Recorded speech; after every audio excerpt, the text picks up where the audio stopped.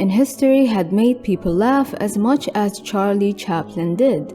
He did it all without saying a word. The Guardian even has called him the most famous man who ever lived. Even if you are not a fan of movies or comedy, I'm sure you've heard of his name before, or at least have seen him before.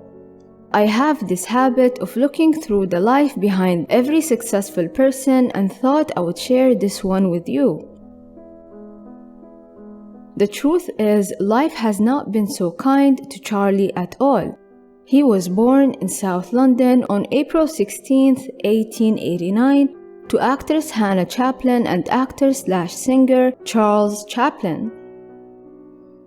A year after Charlie was born, his father finally got his big break and got the chance to go on tour all over America. Instead of him taking care of his family now that he's financially stable, their father chose to bail on them and leave. He left Charlie, who was 1 year old at the time, Charlie's baby brother, and their mother behind like they were nothing, which led to them suffering financially to the point that some nights they couldn't put enough food on the table. A few years later, his father died due to his alcohol addiction. His mother managed to provide for her kids as much as possible through her singing. Charlie was always fascinated by his mother's performance on stage, and he used to mimic her by the age of 5. One day, while Hannah was on stage and halfway through a song, she suddenly lost her voice. The manager panicked and shoved Charlie out. That moment was the beginning of his career and the end of his mother's well-being. Due to this incident, Charlie discovered his love for performing, but on the other side, it became clear that his mother's voice issues were a result of her struggling mentally. At the age of 25, she was trying to raise her kids and give them the best she can, and it resulted in her neglecting her mental health. In June 29, 1895, she was committed to an insane asylum. Charlie and his half-brother Sidney were sent to a series of bleak warehouses and residential schools. He and his brother ended up doing whatever they can to get enough money to survive. From a shoe cleaner to a barber, they have tried everything. When he was 12, he got his first chance to act in a stage show. Although the role was small and the payment was even smaller, but he kept getting to as many gigs as he can. That finally changed when these small roles led him to bigger connections that later led him to his first big break. He signed a contract with Keystone Film Company, which was a huge deal back then, and his initial salary was $150 a week. The first Charlie Chaplin film debuted on February 2, 1914, and unfortunately it wasn't a success. That's when he decided he needed to change whatever he's doing and created the tramp look. The audience saw the new look for the first time in kid auto races at Venice in 1914, and it was an overnight hit.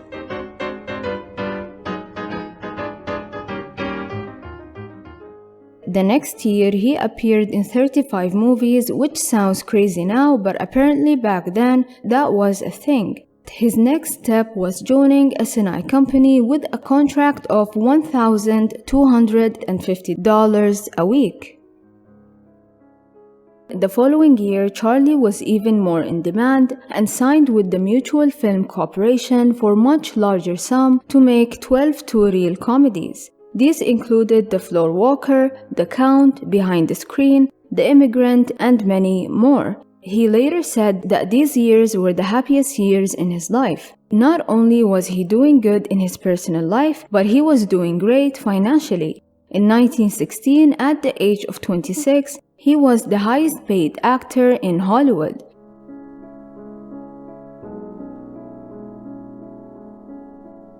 At the end of 1917, he finally got the chance to go fully independent, especially that his contract was over, plus he had enough money to start producing his own products.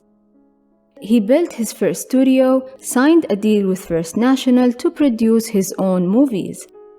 By the age of 30, he became the most famous actor in America. But his life would completely change in just a matter of weeks. He went from living his dreams to living the worst days in his career when he was kicked out of America.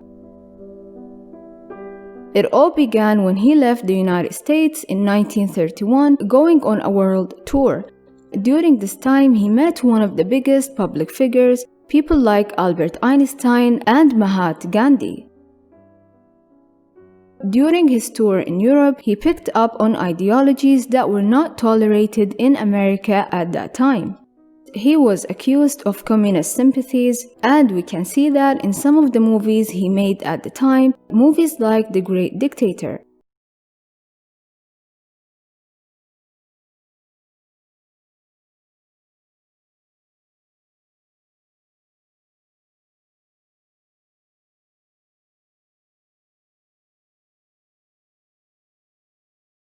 He was put on the FBI blacklist in 1948, which prevented him from working in Hollywood.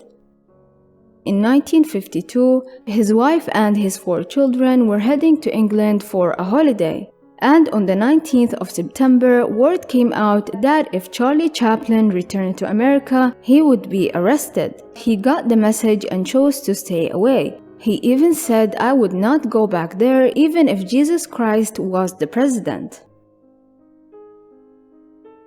However, that wasn't 100% true. He did come back to the US at 1972 to pick up his Oscar, which he did for obvious reasons.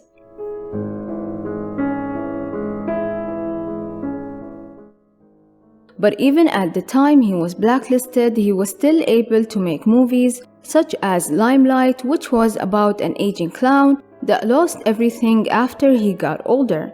The movie was released, and as expected, it was a total disaster. Aside from being blacklisted, he had completely lost his popularity.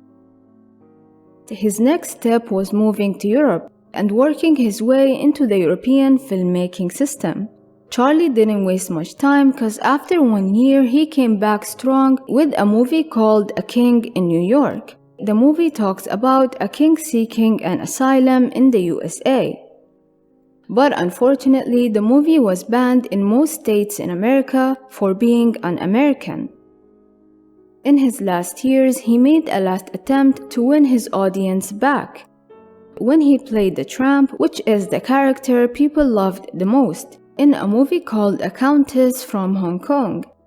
It was his first film in color and was about an ambassador returning to America. Then he meets a Russian refugee without a passport. Then he decides to hide her in his cabin. The film was unsuccessful at the box office.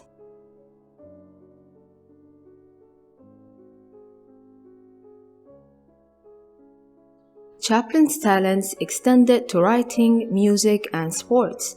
He was the author of at least 4 books: My Trip Abroad, A Comedian Sees the World, and my autobiography.